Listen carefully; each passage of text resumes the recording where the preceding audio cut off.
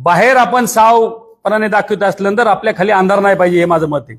तुमचे जर 100 प्रकरणं असतील तर बाहेर तुम्ही लोकांना ज्ञान शिकवायची काय गरज आहे? तुम्ही क्लिअर राहिलं पाहिजे, या मताचा मी आहे. आणि वास्तविक पाहता हे जे गोरगरिबाच्या जमिनीचे आपण हे केलं आहे, हे 17-18 प्रकरण आहेत माझ्याकडे. त्याच्यामध्ये आता देवस्थानच्या याच्यामधले तुम्हाला सांगतो, श्रीराम देवस्थानची जमीन त्यांनी त्यांच्या कार्यकर्त्याच्या नातेवाईकाच्या नावावर केली. विठोबा देवस्थान, खंडोबा देवस्थान, पिंपळेश्वर महादेव देवस्थान इनाम जमीन कार्यकर्ते व नातेवाईकाच्या नावावर केली. पिंपळेश्वर महादेव मंदिर देवस्थान इनामी जमीन सर्वे नंबर 472-473 मध्ये त्यांनी शाळा उभी केली, अनिष्का ग्लोबल म्हणून. ती शाळा उभी केली आणि तिथं एक तालीमही उभी केली, म्हणजे ती जमीन देवस्थानची. आणि हे त्याच्यावर ट्रस्टी म्हणून गेलेत. त्यांचे घरचे एका याच्यावर ट्रस्टी आहेत. तिकडं याच्या ट्रस्टमध्ये सुद्धा हे बेकायदेशीररित्या गेलेत. कुठं?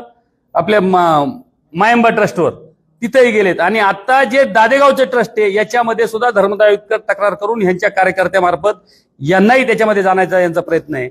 म्हणजे देवस्थानच्या जमिनी मोठ्या प्रमाणात लाटायच्या, गोरगरिबांच्या जमिनी कुठं हे करायचं, त्याची दिशाभूल करायची.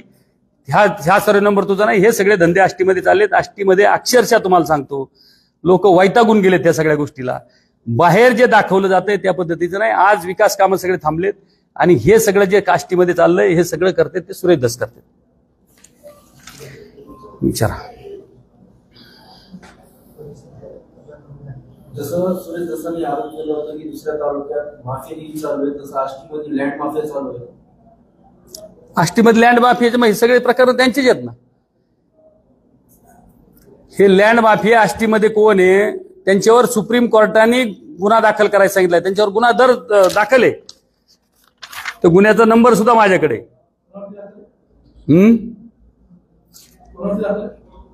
काय म्हणले?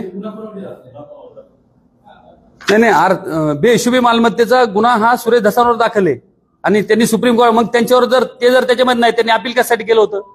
सुप्रीम कोर्टामध्ये अपील केलं, ते अपील फेटाळले. आता गुन्हा दाखल आहे, त्याच्यामधली कुठली अटक नाही, कुठली चौकशी नाही, काही चालू नाही, काहीच त्याच्यामध्ये केलं गेलेलं नाही. हे सगळं प्रकरण दाबलं गेलंय. आणि ही जी माझ्या हिशोबाने हजारात आहे ही जमीन, हजारो एकरमध्ये ही सगळी जमीन लाटण्याचा आष्टीमध्ये प्रयत्न चाललाय. ते जर आष्टीमध्ये भूमाफिया जर म्हणतात, आपण तिकडं एखाद्या तालुक्यावर तक्रार करत असताना आपल्या इथं काय चाललंय ते पाहिलं पाहिजे. आपल्या इथं तुमचे काय वागणं आहे हे तुम्ही लक्षात घेतलं पाहिजे, मग आपण दुसऱ्यावर हे केलं पाहिजे. तिकडे ते तक्रार करते त्याच्याबद्दल मला बोलायचं नाही. मला आणि देशमुख कुटुंबाच्या याच्याबद्दल जी आत्मीयता ते आज दाखवते, आमचीही त्या कुटुंबाबद्दल आत्मीयता आहे, पण नाटकी आत्मीयता नाही आमची. आमचे जे ते खऱ्या पद्धतीने त्या कुटुंबाला न्याय मिळाला पाहिजे. आणि हे जे आता जे बोलतेत हे आका अमकं तमकं, आकाचे यांचे किती फोन झालेत, किती व्यवहार झालेत, काय आहेत हे सगळं तपासा. CTR तपासा म्हणा पोलिसांना. इलेक्शनमध्ये म्हणजे हे प्रकरण घडायच्या आधी यांचे लागे बांधे काय आहे, त्यांचं देणं घेणं किती हे सगळं तपासा. हे सगळे लागे बांधे यांचं देणं घेणं आहे. त्या वाल्मिक कराडांनी ह्या सुरेश धसांचं काम केलंय, त्याचे पुरावे माझ्यापाशी आहेत. आत्ताच्या इलेक्शनमध्ये वाल्मिक कराडांनी सुरेश धसांचं काम केलंय. वाल्मिक कराडांना सुद्धा मी बोललो होतो की आपण असं कसं काय करताय, मी राष्ट्रवादीचा उमेदवार असताना. पण त्यांनी केलेल्याचे पुरावे, त्याचे काही सरपंचांचे फोन रेकॉर्ड हे माझ्यापाशी आहेत. ते अजितदादांनाही मी पाठवले होते, सगळ्यांनाही माहिती.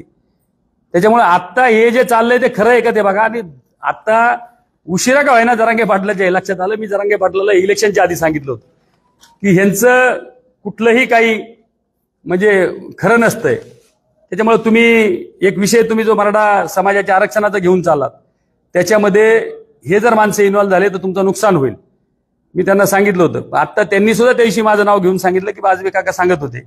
आणि निश्चितप्रमाणे त्यांना हा विषय दुसरीकडे डायव्हर्ट करायचा. तुम्ही लक्षात घ्या. आता तिथं ते तिथं जाऊन तिथं जरांगे पाटला पैशी जाऊन तिथं स्पर्धा करायला लागलेत की मी नेता का ते नेते. त्यांची सर यांना कधी येणार आहे? ते त्यांना समाजाबद्दलही काही कळवायला नाही. देशमुख कुटुंबाबद्दल जे दाखवलं जातंय तेही मग तशा पद्धतीने असेल तर तुमचे आणि कराडांचे संबंध कधीपासून आहेत हे एकदा सांगा ना लोकांना.